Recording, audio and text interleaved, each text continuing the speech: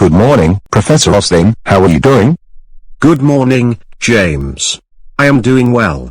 And you? I'm great, thank you. This is my friend Emma. She is thinking about applying to this college. She has a few questions.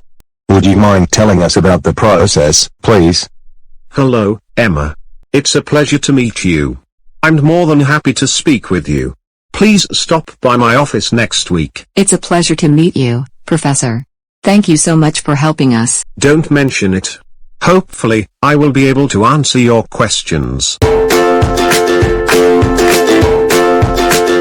Hi, Helen.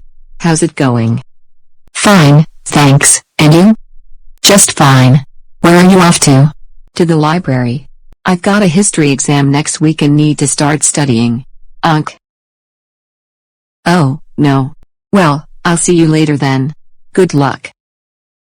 Thanks. See you later.